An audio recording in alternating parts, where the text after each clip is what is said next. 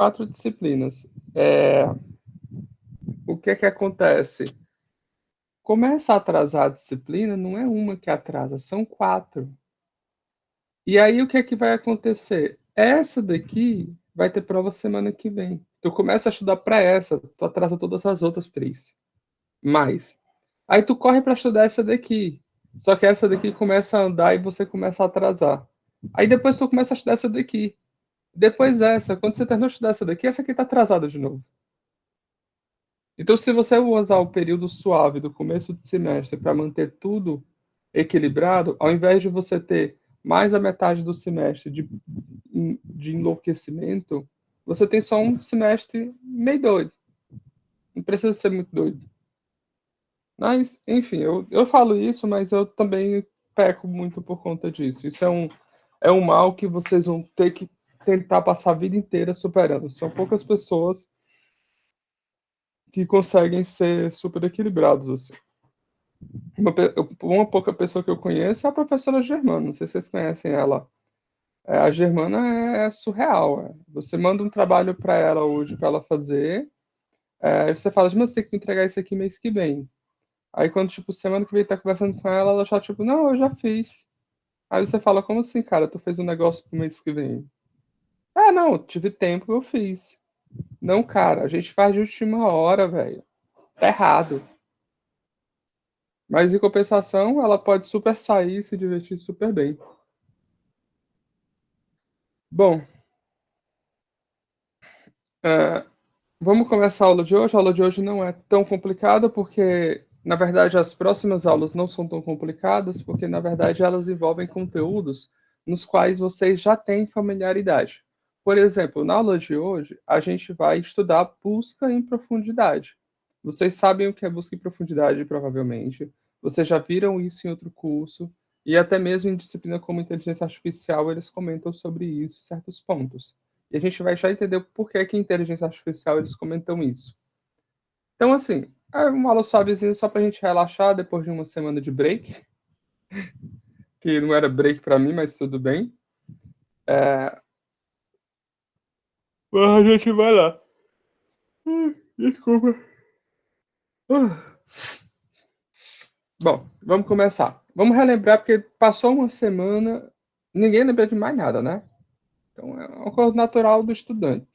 Finalizou a prova, ele saiu da sala, ele esquece a matéria. Ou passou uma semana sem estudar, a gente também esquece. A parte de esquecer é super normal. Então vamos lá. Primeiro, vocês lembram o que é a ordenação topológica? A ordenação topológica era simplesmente. Hoje eu estou tremendo mais que. Hoje eu estou tremendo mais que não sei o quê. A ordenação topológica era simplesmente, primeiro, a versão informal do negócio. Uma ordenação topológica do grafo, por exemplo, é simplesmente uma forma de você colocar os vértices em uma linha, certo? No qual você quer que ele tenha a seguinte característica: todas as arestas vão estar sempre apontando da esquerda para a direita. De forma informal, é isso a ordenação topológica.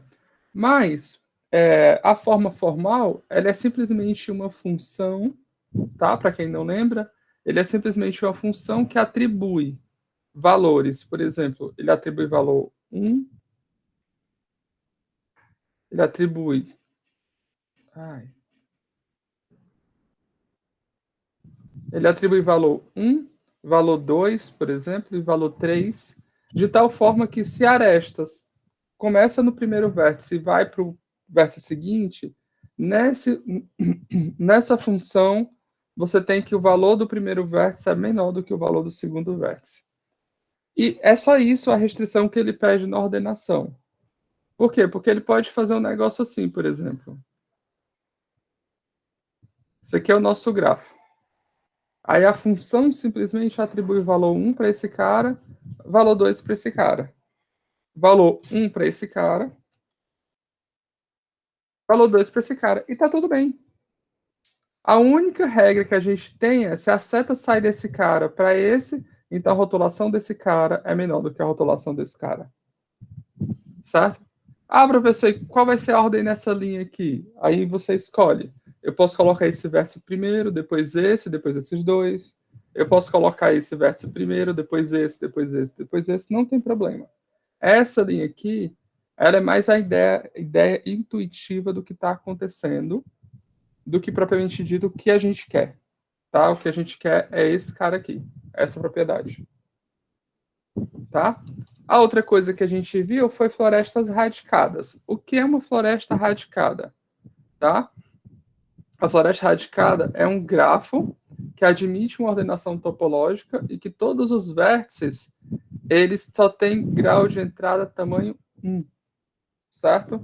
Ele pode sair 1000 caras aqui dentro, mas ele só entra um cara. Isso é para todo vértice. Então, um exemplo de grafo de floresta radicada você pode fazer uma floresta binária.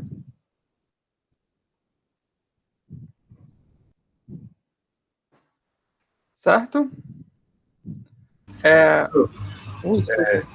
Poderia ser infinito, não ter um sumidouro, ele cresce indefinidamente, que ainda Cara, assim seria uma floresta. cara, a gente não vai trabalhar com grafos infinitos aqui, mas a primeiro momento não tem por que não estender essa definição para grafos infinitos, porque infinito é um negócio que você precisa ter muito cuidado. Então, assim, existe todo um curso inteiro voltado para a teoria dos grafos infinitos, certo? Que você pode estudar. Então, tem muitas propriedades que funcionam lá e que não funcionam aqui, tem muitas propriedades que funcionam aqui e que não funcionam lá de forma tão direta, tá?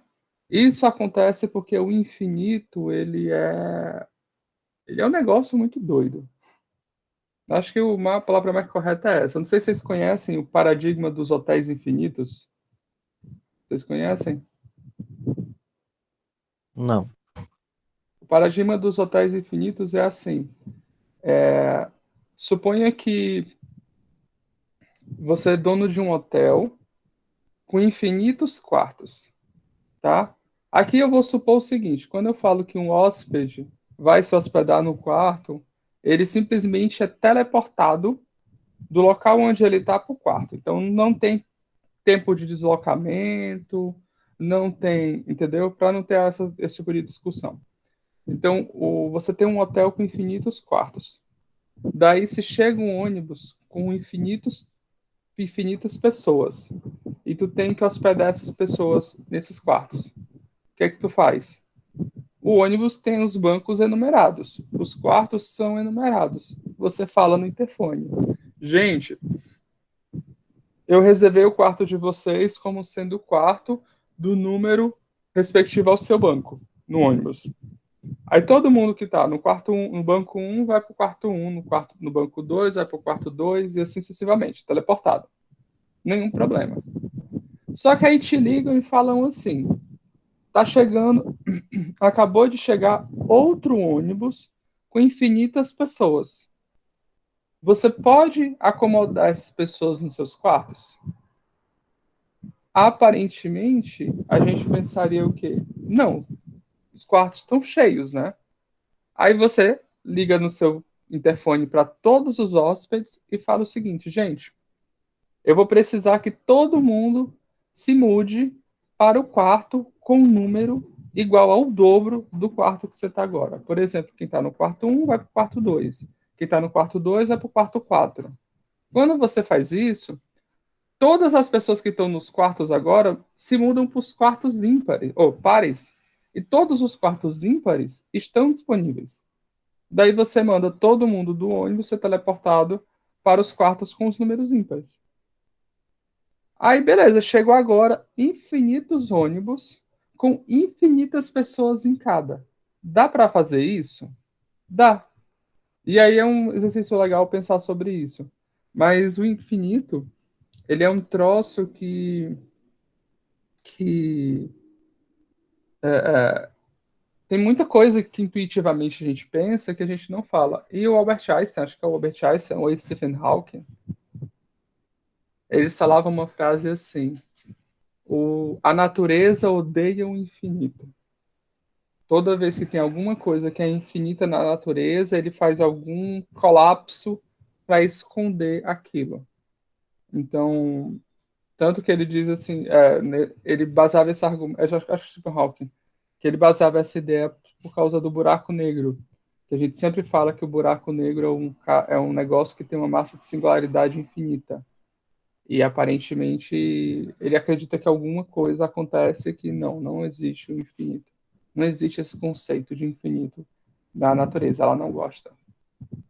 Tá? Bom, mas eu devaguei um pouco. O ponto, de forma mais sucinta, não, a gente não vai ver grafos infinitos. Existe um curso inteiro sobre grafos infinitos. Isso gera conceitos como matroides e por aí vai. Então, mais para frente, quem quiser dar uma lida sobre materiais, pode ler, tá? Bom, vamos dar continuidade. É, dá só um segundinho, se eu tirar isso daqui. Espera aí. Deixa eu mudar isso aqui. Me dê só um segundo.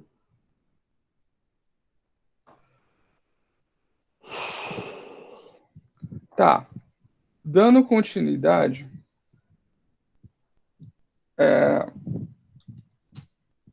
a árvore radicada nada mais é do que uma floresta radicada que tem só uma raiz, tá? Lembrando que eu esqueci de comentar nesse caso aqui, a gente tem uma raiz para cada floresta, bom, pelo menos uma raiz para cada floresta radicada. A raiz é um vértice fonte, não tem ninguém entrando nele, tá? E a árvore radicada é uma floresta que tem só uma raiz. Então, por exemplo, na floresta eu podia ter que isso aqui é uma floresta. Mas para árvores radicadas, isso é uma árvore e isso é outra árvore. Acabou. Então, uma floresta, olha a surpresa, é um conjunto de árvores. Tá? Falta só os animais, né? Bom, beleza. Vamos dar continuidade. Vocês lembram tudo isso? Vocês são tudo bichão, tá todo mundo lendo material, todo mundo acompanhando, ninguém aqui é aluno de primeiro semestre, tudo é discípulo da Germana. É o verso sumidor do universo. Faz sentido. Faz sentido, faz sentido. Faz sentido. Bom, e um grafo bipartido dirigido, ele é um grafo que ele tem uma ordenação topológica, tá? Ele é um grafo que ele tem uma ordenação topológica no qual você só usa dois elementos como rótulo. Nas notas de aulas do professor Feofiloff, ele define como sendo 0 e 1, tá? Mas qualquer dois elementos comparáveis serve como base. Porque o grande objetivo final é você fazer algo do tipo assim: essa primeira classe é a classe dos vértices rotulados com rótulo 0. Essa segunda classe é a classe dos vértices rotulados com rótulo 1. Então, toda esta sai dessa primeira classe para a segunda classe. Então, isso é o tipo de coisa que acontece. Não acontece, por outro lado, até alguém perguntou na época se isso tinha a ver com função. Aí eu disse, talvez possa usar, mas não tem a ver com função. Porque nem necessariamente isso aqui define uma função. Tá? Bom, beleza, isso é o que a gente viu até agora. Então vamos começar a aula de hoje mais diretamente com 40 minutos de atraso. Você acordou e se encontrou no meio de um labirinto. No chão tem um novelo infinito, porque você não sabe o tamanho do labirinto, nem eu. E uma nota escrita: se quiser viver, encontre a saída que está na borda do labirinto. Ou seja, o negócio é tenso. Assim. É tipo é o labirinto lá do Minotauro, que eu esqueci o nome do cara que mata o Minotauro. Perseu. Então, é o labirinto de Perseu, né? Teseu, olha, cheguei perto. Como é que você faria para encontrar a saída? Vocês aqui são tudo bichão da computação. Vocês já fizeram inteligência artificial?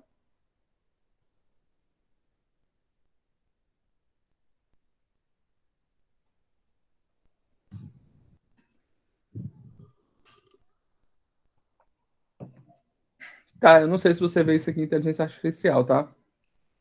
Mas o labirinto, ele tem várias estratégias. Não, não pode pular o muro. Ótimo, porque tu já vai se adiantando, Vinícius. O... Então, como é que você faz? Existem diversas estratégias se vocês pesquisarem na internet. Eu acho a primeira estratégia, e muito elegante, a estratégia da regra da mão direita ou da mão esquerda.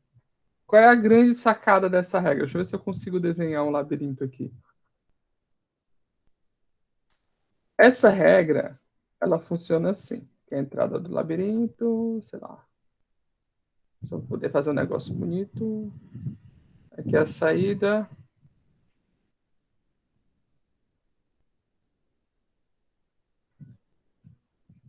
Bom, vou deixar assim. Então você entra por aqui. Qual é a regra da mão direita? A regra da mão direita é você coloca a sua mão direita na parede do labirinto e nunca tira, certo? Ou você coloca a mão na parede, no lado esquerdo do labirinto e nunca tira. Então você coloca a sua mão aqui desse lado, aí você vem por aqui assim, ó. Tá, tá, tá, tá, tá, tá, tá, parará, parará, e pum, você sai. Simples, elegante e não precisa de dor de cabeça. Qual é o problema dessa estratégia? Ela só funciona se as paredes do seu labirinto tiverem uma propriedade que se chama conectada, tá? O que quer dizer isso? Quer dizer que a sua parede, elas são todas conectadas, os muros são praticamente todos conectados, exceto pela saída. Tipo, isso aqui pode acontecer, que são dois blocos de parede, mas não mais que isso. Em outras palavras, eu estou dizendo que se você cai nesse labirinto aqui,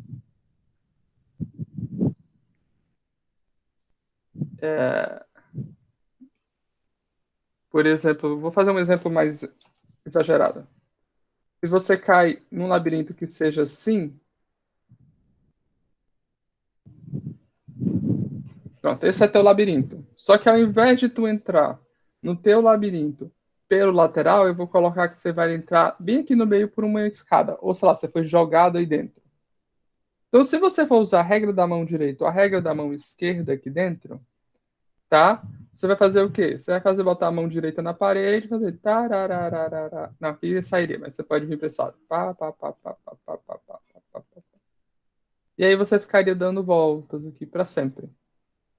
Então, ela não funciona sempre. Precisa de uma propriedade muito forte que se você está perdido num labirinto, você nem sabe se o labirinto satisfaz essa propriedade. Certo? Então, estratégia número um, bom, mas nem tanto. Daí existem outras estratégias, mas uma outra estratégia muito popular é a estratégia de T-Mouse. Quem conhece essa estratégia?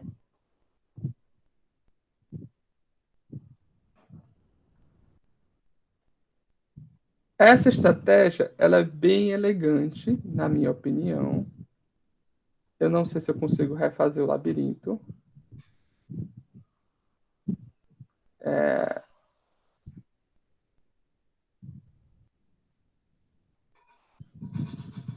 Sei lá, para fazer assim.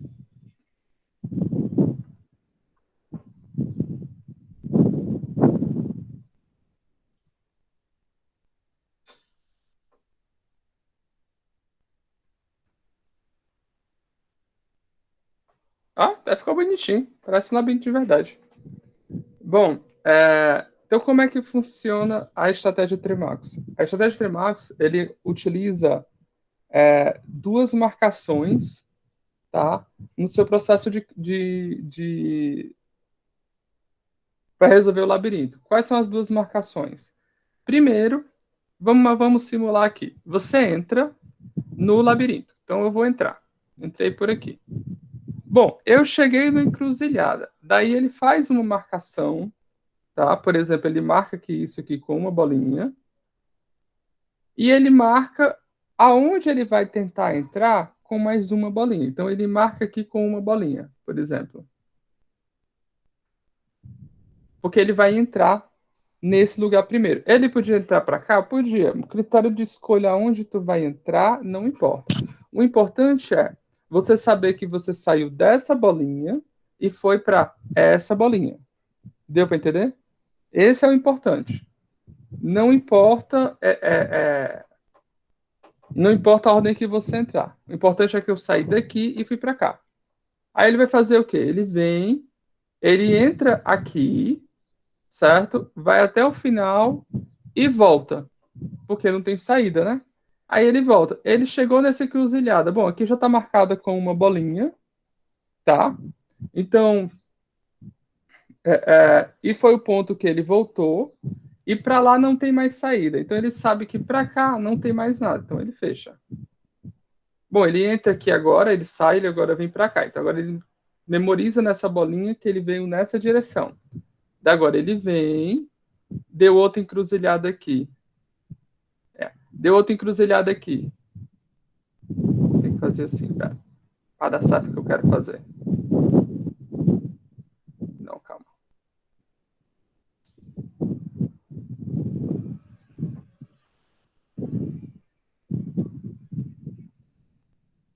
Por isso que é ruim você fazer o labirinto de cabeça.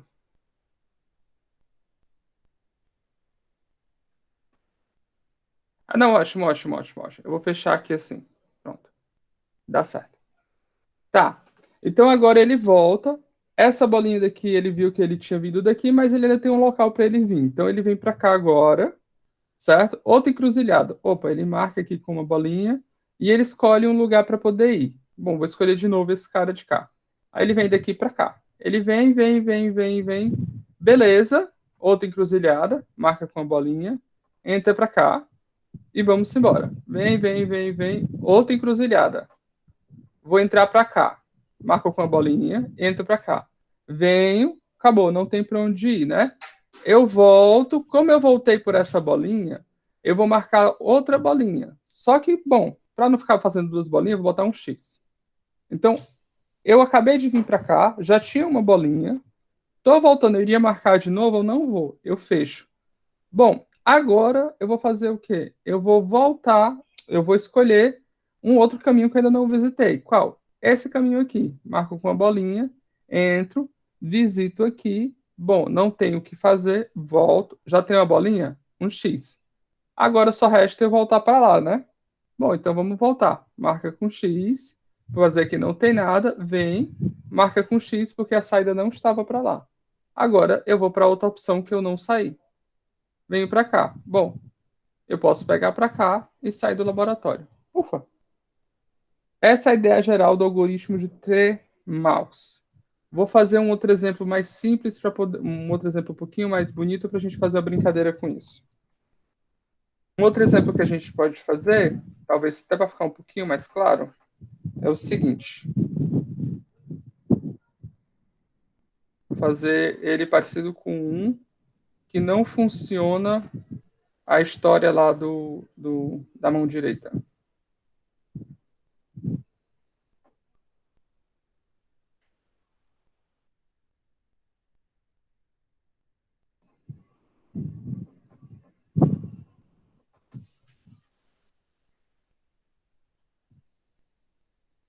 Acho que assim tá bom. Certo?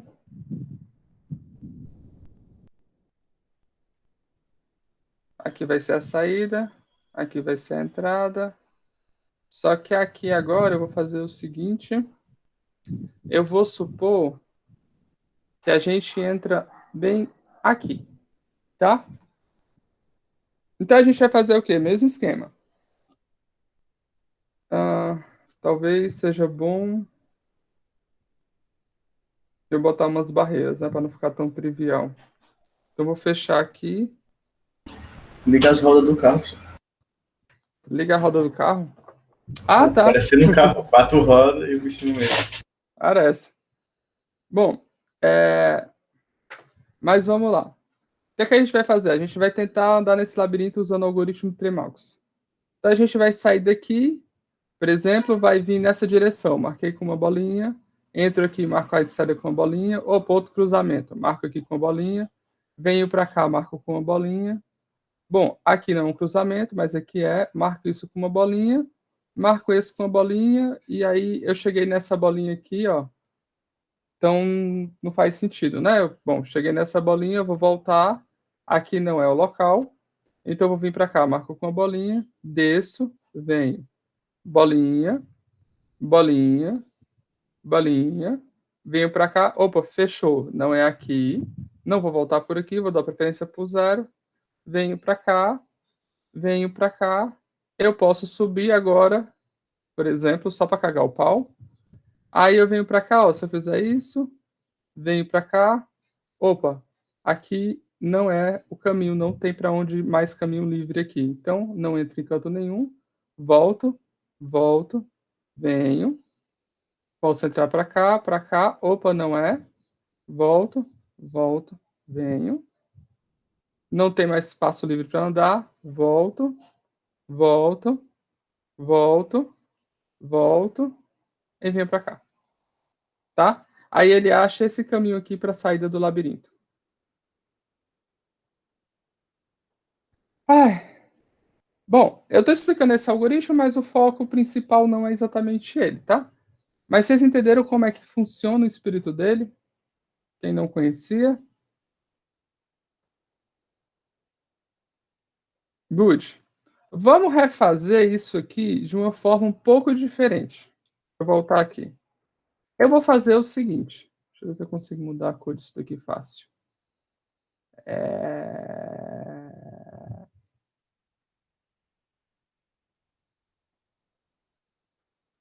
Será que eu posso botar azul? Aí, vamos fazer uma coisinha um pouquinho diferente. Vamos fazer o seguinte: para cada cruzamento, tá? Eu vou escrever um vértice. Então aqui vai ser um vértice, aqui vai ser um vértice, aqui vai ser, aqui não precisa ser um vértice, aqui é um vértice, aqui é um vértice, aqui é um vértice, aqui é um vértice, vou colocar aqui como sendo a saída, aqui como a entrada e aqui outro vértice.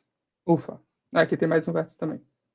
Então, o que é que eu vou fazer? Eu vou representar isso. É uma espécie de força bruta.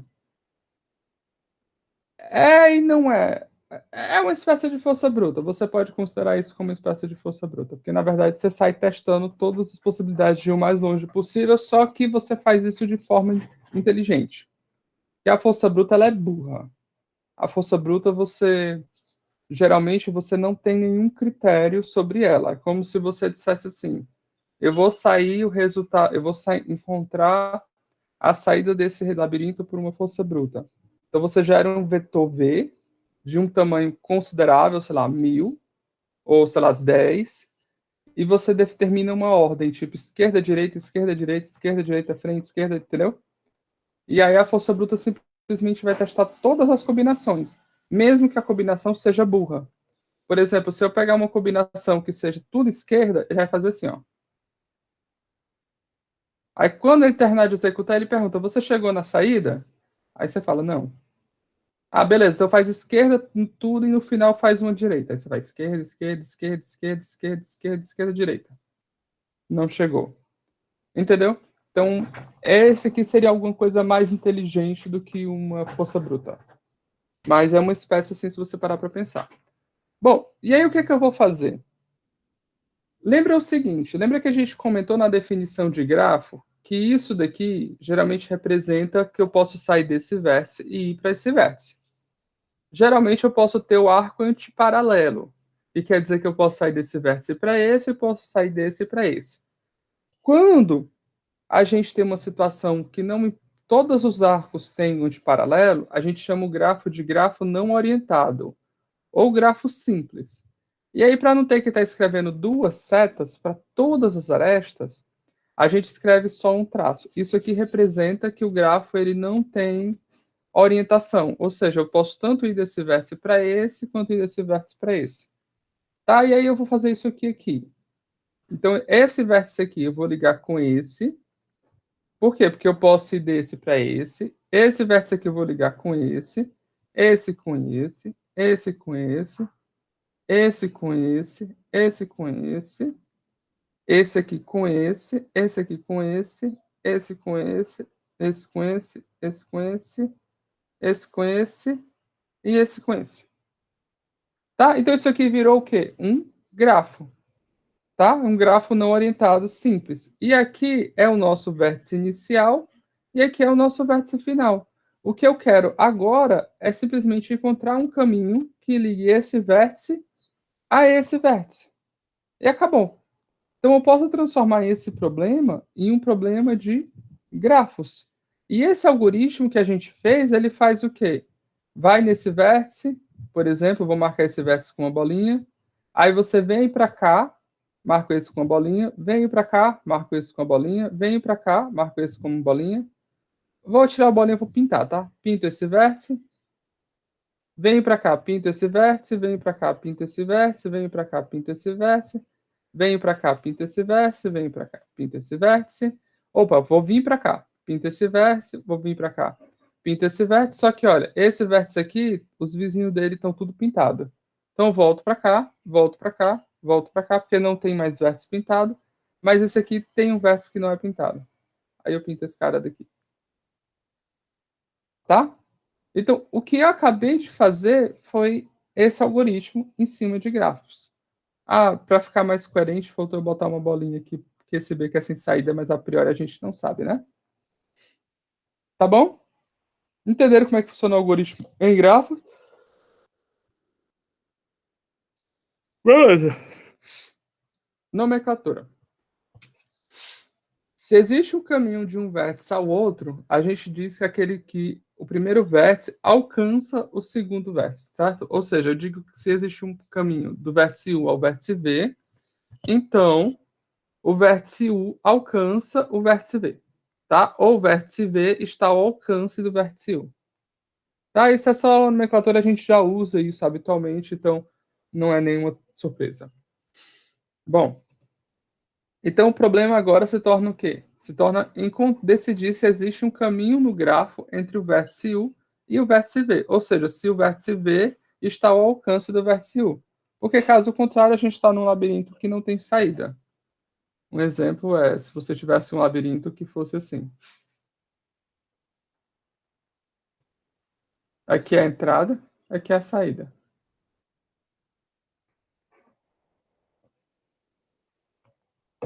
Você teria um vértice para cá, um vértice para cá. Não existe caminho desse vértice para esse vértice, porque tem uma parede bloqueando. Tá bom? Estamos bem até agora? Todo mundo entendeu mais ou menos o espírito da coisa?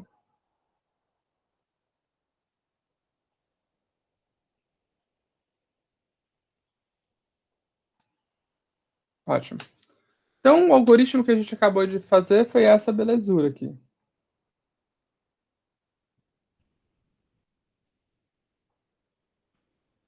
O algoritmo que a gente acabou de fazer foi essa belezura aqui. Ele é simplesmente uma função, que eu chamo de alcança G nesse caso, em que ele simplesmente inicia um vetor de zeros, tá? Que é exatamente aquele, vai fazer aquele papel de marcação que a gente fez. E aí a gente vai fazer o quê? Ele vai chamar esse cara recursivamente. Esse cara recursivamente é o que vai fazer aquele papel de marca, entra no próximo vértice. Ó. Olha para cá ele, ó. Marca, entra para o próximo vértice. Bom, se o próximo vértice ainda não foi visitado, chama recursivamente para ele.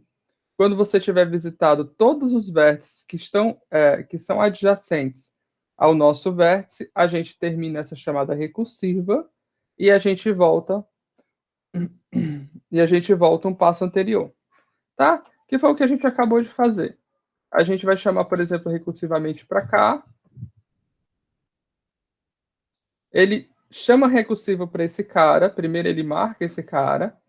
Ele chama recursivamente para esse cara. Não, ele marca esse cara. Daí ele olha para o primeiro vizinho. Ele marca esse cara. Depois ele chama recursivamente para o filho dele. Bom, quando acabar ele volta. Mas aí a recursão desse cara acabou, ele volta.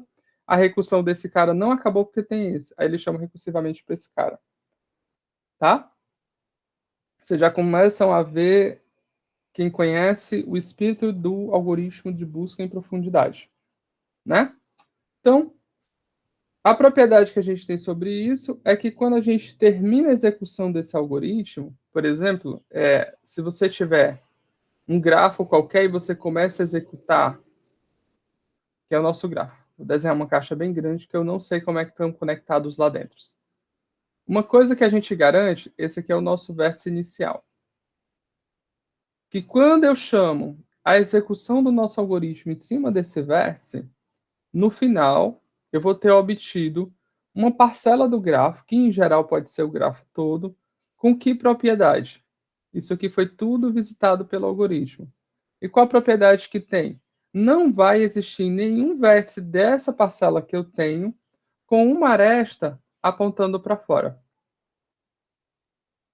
Por que que isso não acontece? Muito simples.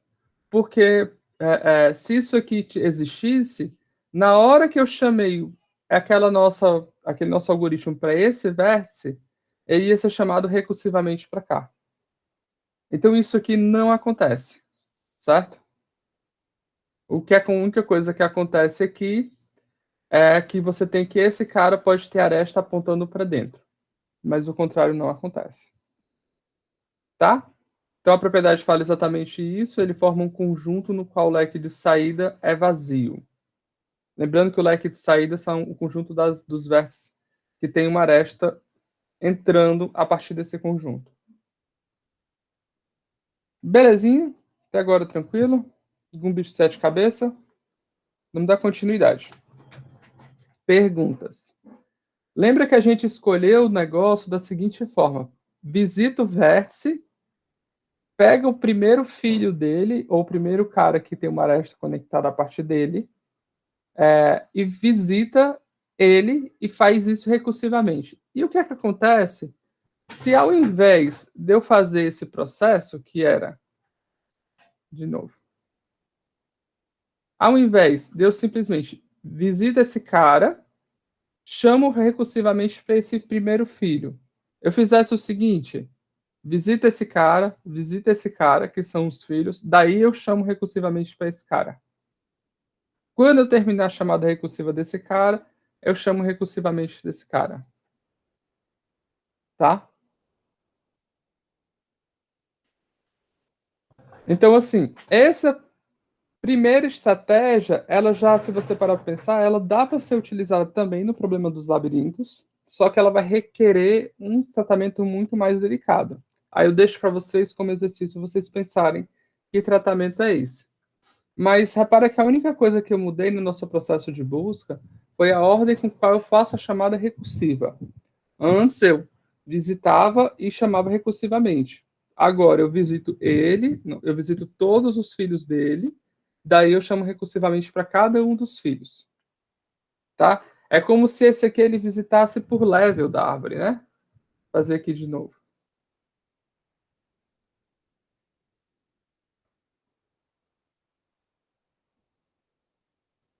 É como se essa próxima versão fizesse assim, ó. Vou começar com esse. Eu chamo nele. Ele vai visitar todos os filhos. Daí ele chama recursivamente pro primeiro. Daí esse aqui já visita todos os filhos. Depois volta para cá e visita todos os filhos. É como se ele visitasse esse level, depois o level que tá aqui. Aí volta. Entendeu? Essa é a única forma que a gente pode escolher de executar essas varreduras. Então, a gente pode escolher descer no primeiro cara, a gente pode escolher visitar todos, ou a gente pode fazer escolhas aleatórias. Daí, isso daí é um negócio que. Eu pensei uma coisa e sai outra. E daí, esse é um negócio que, tipo, é muito delicado, porque dependendo de como você trate as suas escolhas aleatórias, você pode acabar perdendo o tracking, que é. Você pode acabar perdendo a. Gente, hoje eu tô meio lento. Você pode acabar perdendo a. Outra palavra. Você pode acabar perdendo a ponta do seu novelo de aonde está o seu algoritmo naquele momento. Fora essas três formas de visitar, existem mais algumas? Bom, existem, mas eu acho que isso depende muito do tipo de problema que você está lidando, tá? Você tem que se manter bem flexíveis em relação a isso,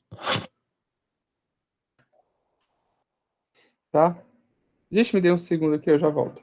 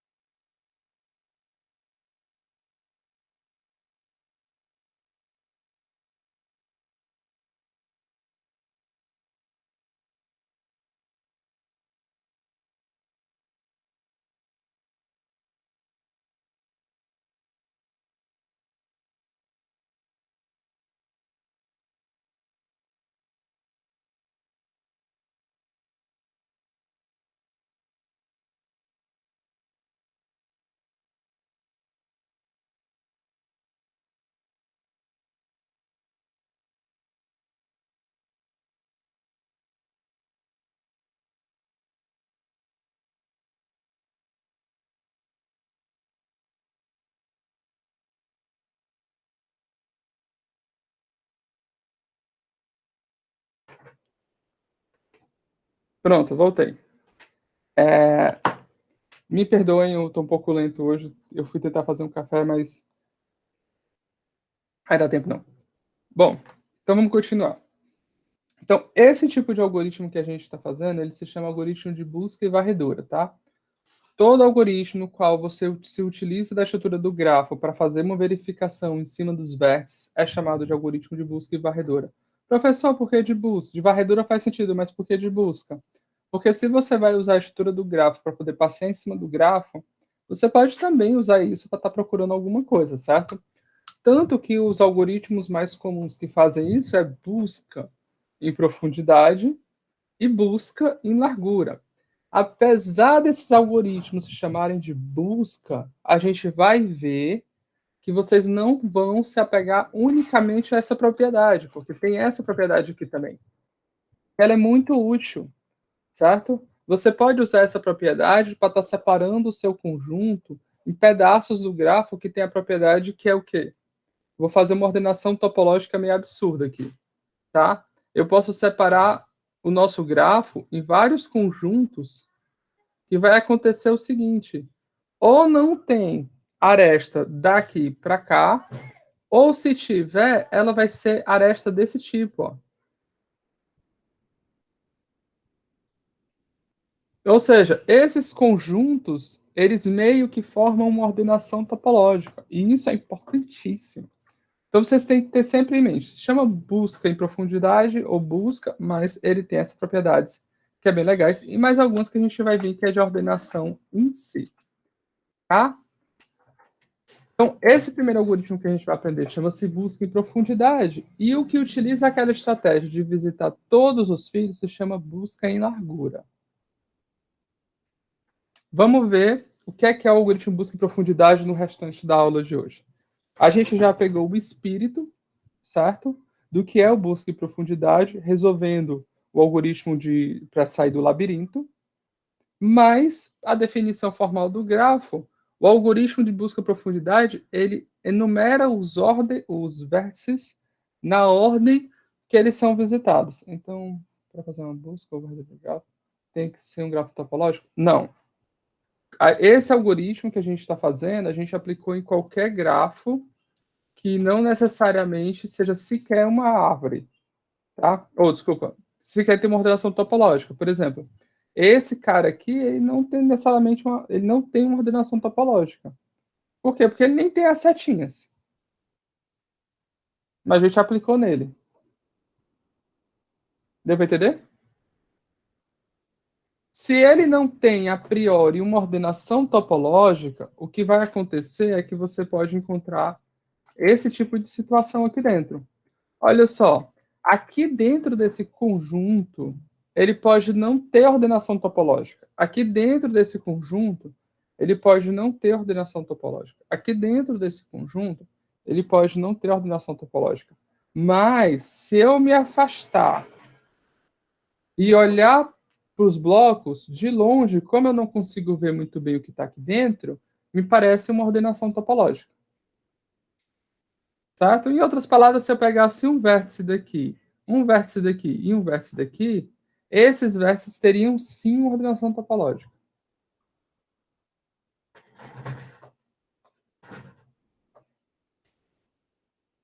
Tá? Beleza. Bom, fazer as perguntas. E esse outro algoritmo que a gente viu é a busca em largura, já falei. Então ele dá uma ordem de acordo com que eles são visitados. Então você visita, você dá um valor. Tá? Toda vez que a gente pinta lá o vértice, a gente está atribuindo um valor e a gente estava deixando em simplista. O algoritmo não é uma surpresa, tá? O algoritmo é simplesmente uma reescrita do algoritmo que a gente acabou de ver, ó. A gente inicializa agora com valores -1. Por que eu estou iniciando com valores -1? Porque agora eu vou atribuir a nossa ordem, e daí eu simplesmente faço o seguinte, nota, vai estar longe, mas nota que na versão anterior a gente não fazia esse laço. A gente chamava a chamada recursiva para o primeiro vértice e deixava rodar. Aqui eu quero visitar todos os vértices do grafo. Então, o que pode acontecer? Por exemplo, se eu estiver em cima dessa situação aqui, e eu chamo o algoritmo para esse cara, ó, ele inicializa todos com -1, daí ele começa. Vou começar inicializando por esse cara. O primeiro cara que ele vai visitar é esse aqui, então ele dá um rótulo 0, que é o primeiro cara que ele visitou. Daí ele vai, olha para o primeiro vértice adjacente ao nosso vértice, que no caso só tem esse, e aí ele chama recursivamente. Bom, na chamada recursiva, quando ele entrar aqui de novo, ele vai simplesmente atribuir o rótulo 1, certo? Daí ele vai chamar recursivamente para cá e esse vai atribuir o rótulo 2. Bom, tem mais algum vizinho desse cara? Não. Então acabou a recursão desse cara. A gente volta para cá. Tem mais algum vizinho desse cara? Não. Acabou a recursão desse cara. Então ele sai daqui, ele acaba esse cara e volta para esse laço. Esse laço vai acabar, ele vai verificar esse vértice e vai dizer se esse vértice já foi visitado. Ele vai visitar olhar para esse vértice e falar, esse vértice já foi visitado. Agora ele vai olhar para esse vértice e vai falar, esse vértice não foi visitado. Aí o que, que ele vai fazer? Ele vai chamar recursivamente esse cara. Detalhe. Vou fazer aqui de uma forma mais trapaceira. Ele podia olhar para esse vértice e dizer que esse vértice não foi visitado. Não é verdade? E aí o que, que ele vai fazer? Ele simplesmente vai atribuir o peso 3 para esse vai acabar, depois ele volta um passo e chama recursivamente para esse cara e atribui o peso 4 para esse cara. Certo? Então essa é a busca em profundidade. Nada demais. Bom, o que é que tem a busca em profundidade? Ela tem um cuidado agora muito simples, que é assim. Qual o tipo de, de implementação que você está usando? Porque se você olhar aqui, eu fiz uma trapaça. Quem consegue ver qual foi a trapaça que eu fiz quando eu escrevi o algoritmo dessa forma?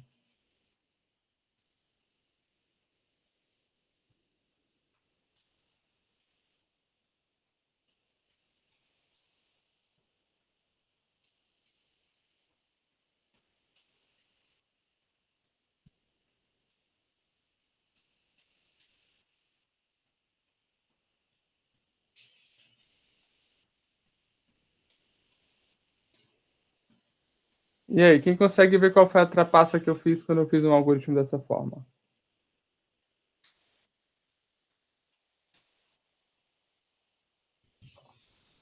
O gasto desse algoritmo, tá? Não sei se é o próximo slide. Ele é exatamente o número de vértices mais o número de arestas. Para quem já fez cana, isso aqui é a complexidade do algoritmo. Por quê? Porque você vai visitar cada vértice e, em geral, você vai passar em quase todas as arestas para poder verificar isso. Tá? Isso é a complexidade. Mas qual é a trapaça que eu fiz aqui? A trapaça que eu fiz aqui está nessa linha.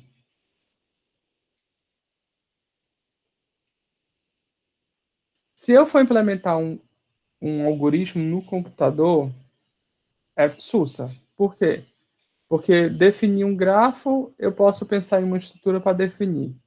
Definir,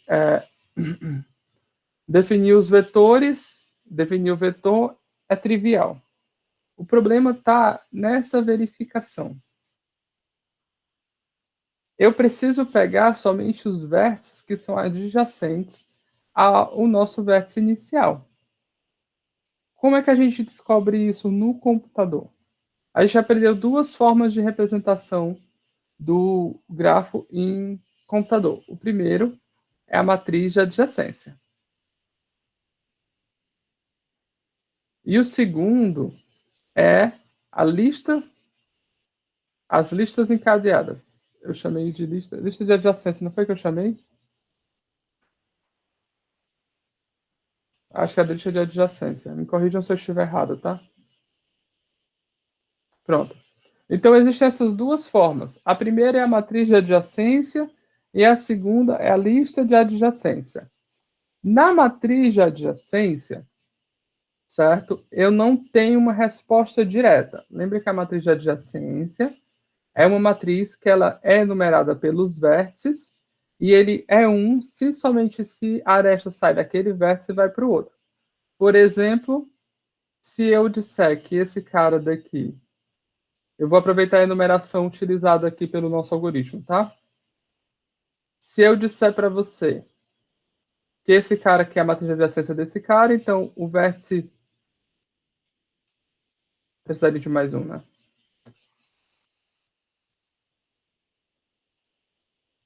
Tá, eu vou representar só esse cara aqui, que é só para fazer sentido. Então, eu vou representar só os 3 primeiros caras. Esse... Ah, tem borracha. Espera aí.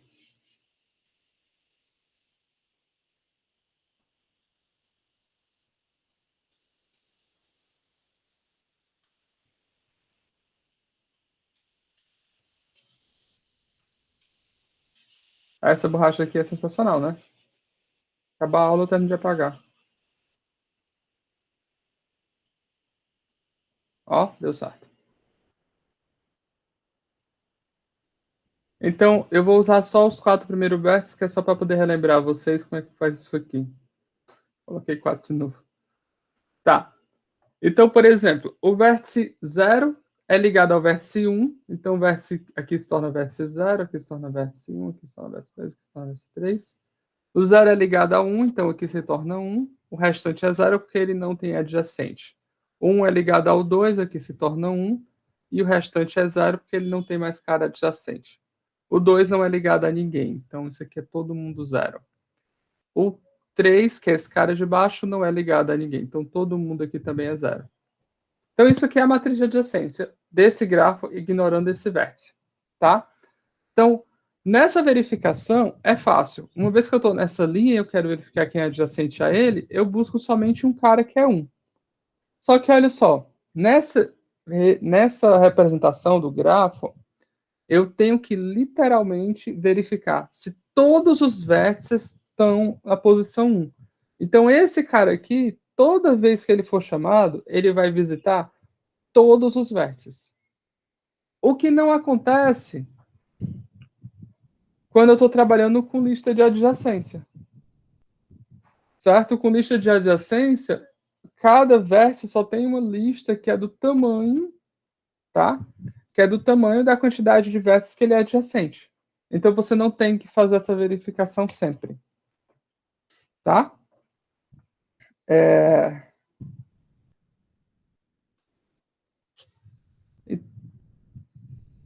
Tem alguma coisa que eu tinha que falar agora que me fugiu do raciocínio.